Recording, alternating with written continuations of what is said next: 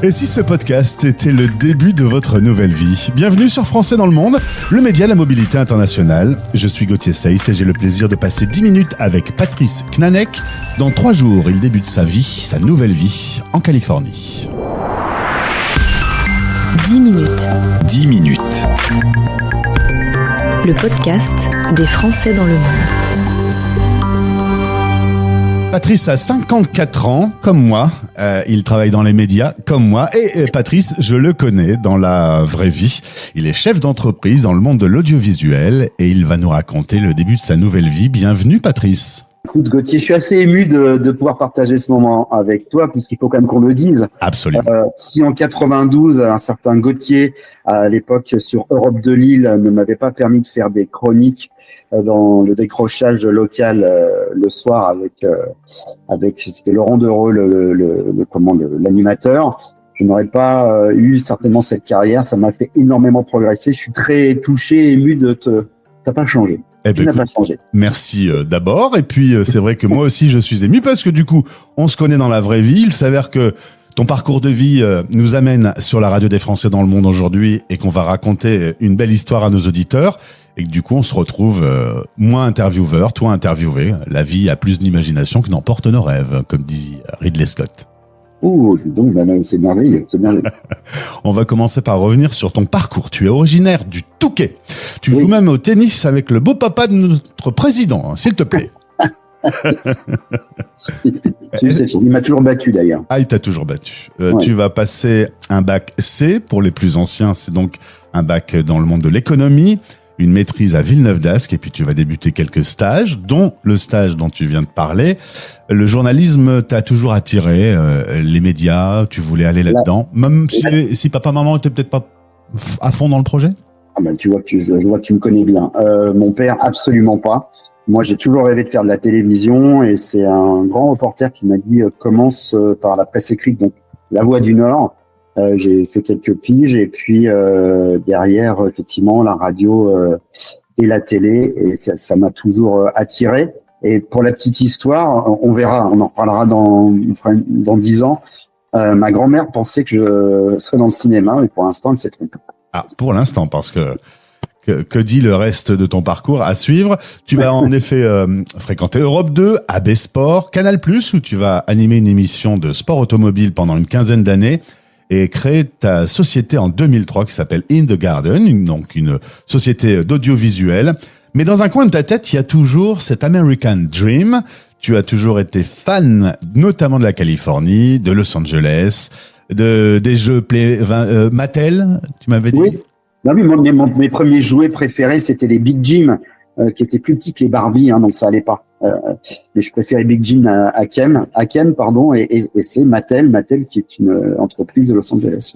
En 2024, pour la première fois, tu vas débarquer à Los Angeles, et là, en te promenant dans les rues, tu vas te dire, il faut que je vive ici. Tu sais tout. Voilà, c'est exactement ça. J'ai eu une espèce de picotement à l'intérieur. Je me suis arrêté. J'étais avec une amie que je connais depuis 45 ans, qui vit elle depuis plus de 10 ans en Californie. Et on se baladait. J'étais avec mes 2 enfants et moi je dis hop, qu'est-ce qui se passe? Ça va pas? Je dis non, ça va pas. Faut que j'habite ici. Et donc ils m'ont dit mais qu'est-ce que tu me racontes là? Je dis laissez-moi tranquille. Il faut que j'habite ici. Voilà, c'est ma place. Pardon, ça fait un peu bizarre, mais c'est la vérité. Et donc voilà. Alors tu rentres. Tu rentres et tu vas tout mettre en œuvre pour organiser des rencontres, des échanges. Sur LinkedIn, tu vas rencontrer Vanina, que j'ai interviewé récemment et qui aide les chefs d'entreprise à s'installer, notamment en Californie. Et puis tu vas prendre ta décision en mars 2025. C'est là-bas que tu vas vivre. Alors, on va être pratique pour nos auditeurs. Se construire une nouvelle vie, ça veut dire entre la décision et ton départ dans 3 jours, devoir réaliser un certain nombre de points, des détails logistiques, administratifs, mais aussi prendre des décisions. Tu me parlais des enfants, ils ont aujourd'hui 16 et 13 ans. Tu es divorcé, résultat, aujourd'hui tu les as un week-end sur 2, ça va changer. Oui, alors il va falloir que je gagne beaucoup d'argent pour que je puisse acheter mon jet privé et les faire venir un week-end sur 2. Mais sinon, non, ils viendront pendant les vacances. Mais quelque part, je pense que l'idée, c'est de je vais les voir moins, mais j'aimerais les voir mieux. C'est beau, hein. C'est beau, c'est très beau. Il va falloir résoudre le problème du visa. Quand on veut entreprendre aux États-Unis, il y a un visa qui s'appelle le visa E2. Il nécessite un peu d'investissement quand même. Un peu d'investissement. J'ai un parrain qui s'appelle Hervé Dumas qui croit en moi et m'a aidé. Donc, il m'a dit t'as 10 ans pour faire fortune et me rembourser. Et puis surtout, l'avantage c'est que j'ai tout mon matériel de ma société qui a été valorisé et qui est rentré dans l'investissement. C'est un visa qui coûte à peu près une centaine de milliers d'euros. Oui, c'est ça. En fait, il y a pas de ce que j'ai compris. Pour être sûr qu'on te dise oui, il vaut mieux arriver avec à peu près cette somme-là, sachant que voilà, encore une fois, moi j'ai fait 70% matériel et 30% investissement.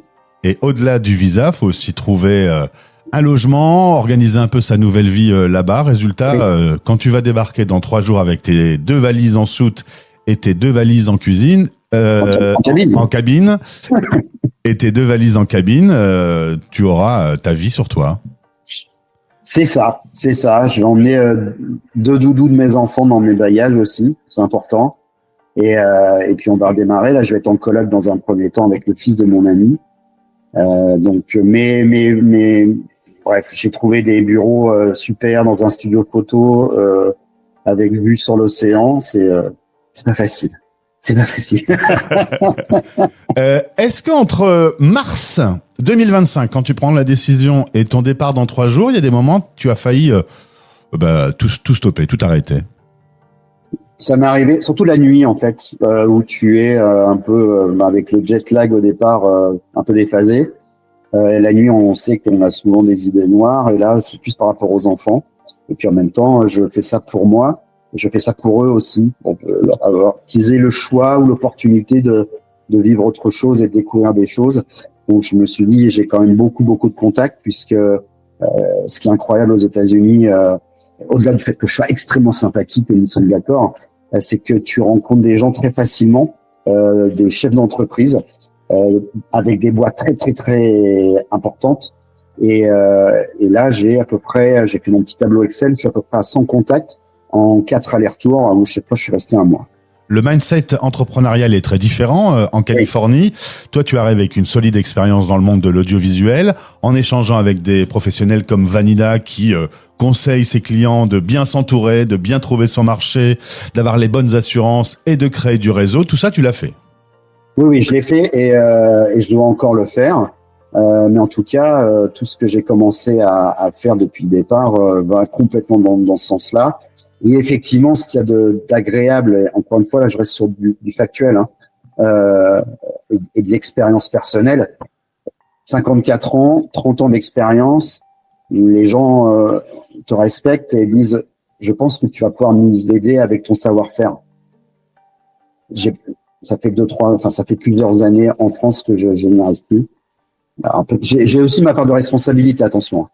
Mais à un moment, je me suis épuisé, donc ça s'est peut-être ressenti aussi, j'en sais rien, alors que j'ai plein d'énergie là-bas. Mais là-bas, ouais, ils aiment pas TikTok, donc ça va, ils aiment bien les vrais reportages faits par des anciens journalistes et réalisateurs. Dans l'intro du podcast, je dis « Et si c'était le début de votre nouvelle vie ?» parce que ça va sans doute inspirer et résonner dans la tête d'un certain nombre d'auditeurs. Toi, tu as conscience que là, à 54 ans, dans 3 jours, c'est une nouvelle vie qui commence? Ah, mais complètement, hein. Complètement. Je suis à la fois, je suis un peu nostalgique voilà, je vis à Roubaix. Ça fait bizarre. Et puis en même temps, il faut avancer, il faut aller de l'avant. Et puis le défi est génial. Et je me suis même dit aussi, pour répondre à ta question d'avant, 54 ans, est-ce que c'est pas trop tard? Mais non. Parce que même si j'ai toujours voulu bosser à la base, j'ai toujours voulu bosser avec des compagnies américaines, il y a un moment où je pense que j'étais pas prêt. Et finalement, ces 2 ans de galère avec ma boîte française m'ont vachement appris. J'en ai tiré beaucoup de leçons et beaucoup de positifs. Donc là, je suis prêt, à 54 ans, à changer de vie. Alors, la société américaine, la LLC, va s'appeler Skyduster en faisant référence au palmier. On reste un peu dans le jardin, finalement. C'est ça. Donc là, tout est prêt sur la partie. Personne n'est au courant. Hein. C'est vrai, c'est un scoop? Ouais. Eh ben, ça fait plaisir. J'espère que tu l'as déposé, du coup. Hein. Sur la partie professionnelle, t'es rodé, tu as de l'expérience, tu as créé du réseau, tout va bien, mais est-ce que quand on regarde les infos et qu'on voit les déclarations de ce président un peu farfelu, Trump, est-ce qu'on a aussi des suées nocturnes? Parce que la Californie n'est pas les États-Unis, mais ça reste le président des Californiens. For sure. J'étais obligé. Écoute, je trouve que l'économie va pas bien en France.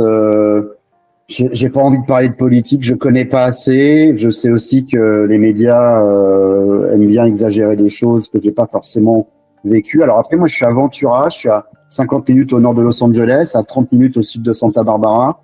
Peut-être qu'on est un peu protégé, mais bon, passons à un moment. Comme je dis à certaines personnes, je vais pas vivre en coloc à la Maison Blanche. Donc, il faut bien trouver aujourd'hui, économiquement et en termes de projet de business.